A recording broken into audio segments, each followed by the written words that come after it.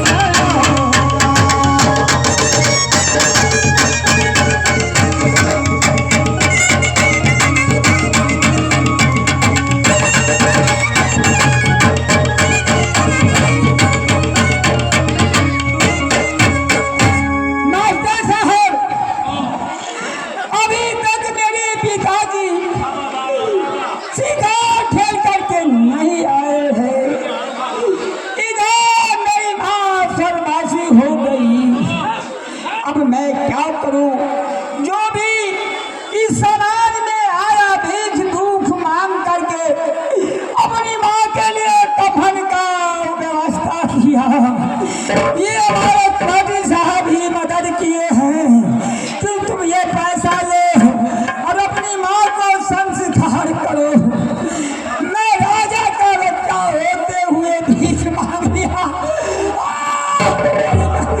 Hello hello मैं क्या करूं।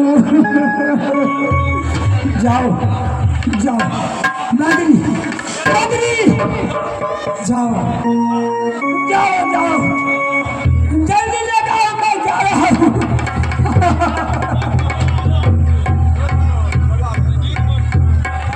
हेलो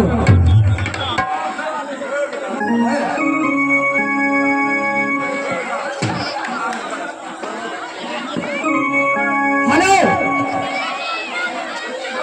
मास्टर साहब आवश्यक में दिल नहीं लगता है।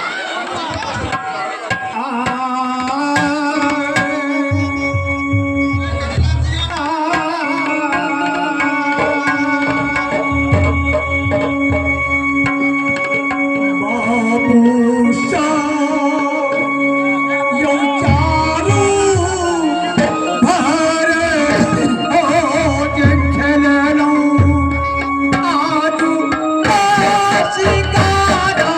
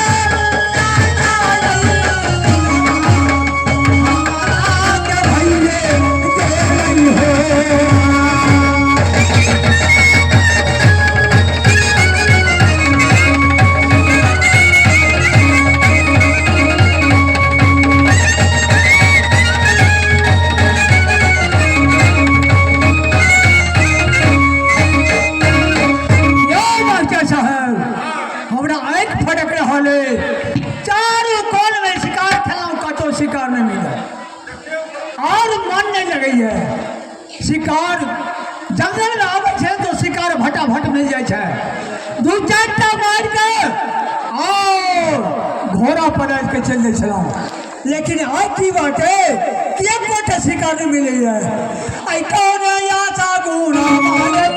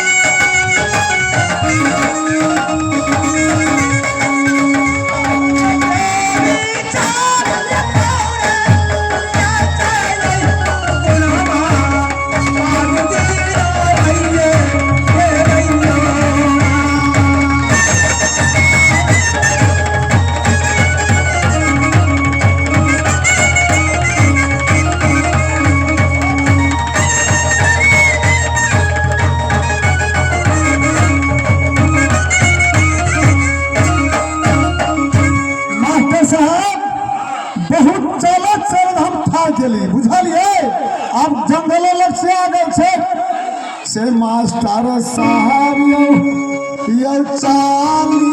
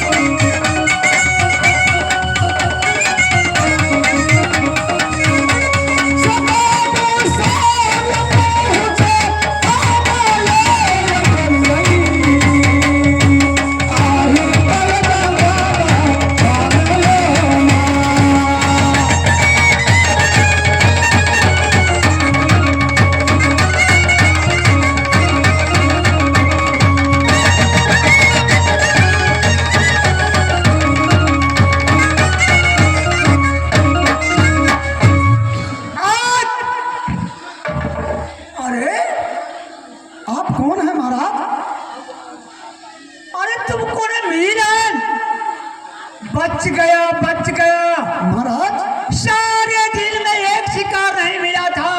प्रणाम महाराज जी प्रणाम। मुझको हुआ तुम शिकार है, बच गया। पहचाना नहीं महाराज, धोखा पड़ गया। धोखा हो गया। हाँ हाँ, मैं तो हमको आजमान अच्छा, करता। और समाचार कहो, ठीक तो है ना? बहुत अच्छा है सब महाराज, समाचार तो बहुत अच्छा है। शीत बसंत अच्छा है ना? हमारा बहुत अच्छा है। और महारानी, आपको महारानी भी अच्छा कहो, घर बहुत जल्दी जाना पड़ेगा।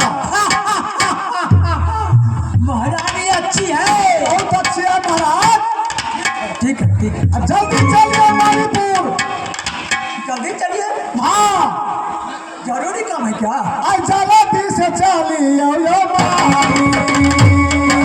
मानिक फूला दरिया में ला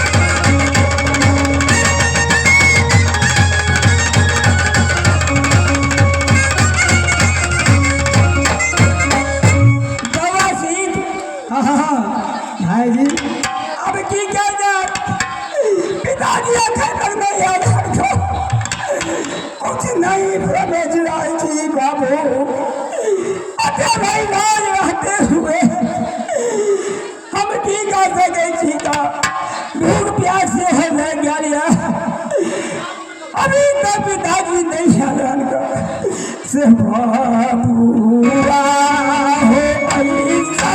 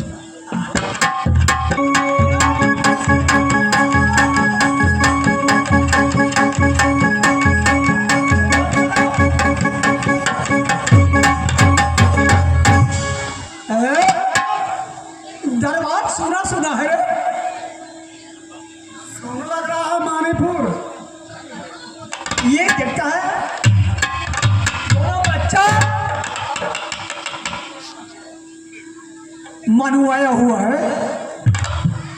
मनवाया हुआ है। आप सुन लग रहा है साहब को मालूम नहीं है। आपने तो बोल दिया महाराज। मुझे मालूम क्या होगा, तुम तो बोलाया कि जल्दी चलिए जल्दी चलिए जल्दी चलिए। आपको पहले ही बोल दिया ना, शिकार करने गया जंगल। महारानी को बहुत तबीयत खराब होता, बहुत डॉक्टर लाया, बहुत बेड लाया, अच्छा ठीक नहीं हुआ। महारानी बोला तुमको बात का विश्वास नहीं है। बेटा सिंह, पिताजी पिताजी बेटा, क्या पिताजी पिताजी हो कैसा हो बेटाजी, आहा क्या बदली है।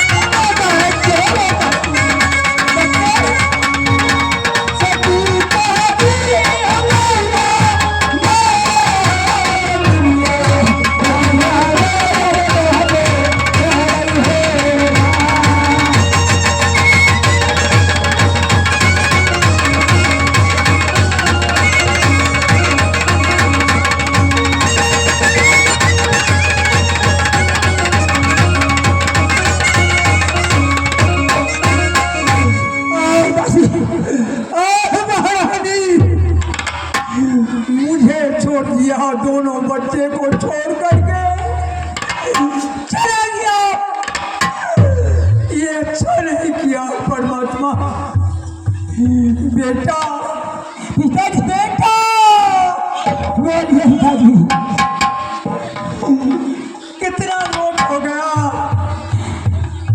पिताजी। मैं क्या कहूँ क्या कहूँ, मैं ऐसा कब नहीं किया है। हुआ बड़ा हुआ क्यों नहीं। आप तो सारे खजाना को चाबी लेकर के चले गए मनोहरी में। चाबी तो मेरे पास में था, मैं क्या करूं। ये समाज में मैंने भीख दुख मांग करके आज अपने माता जी को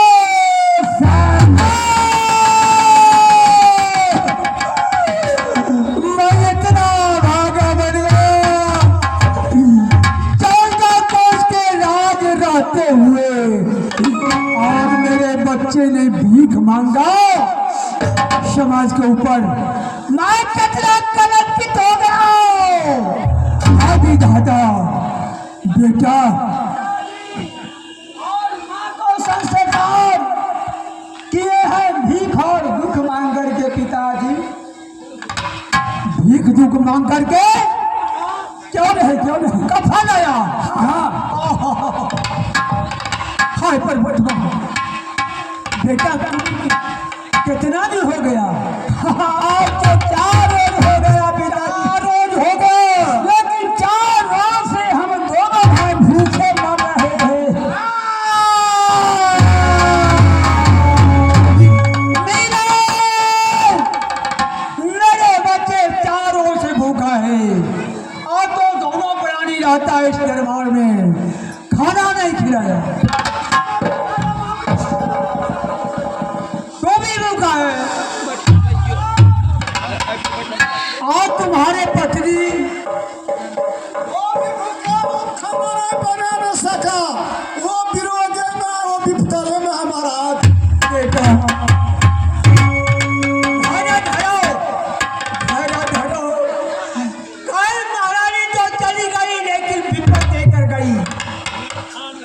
हाँ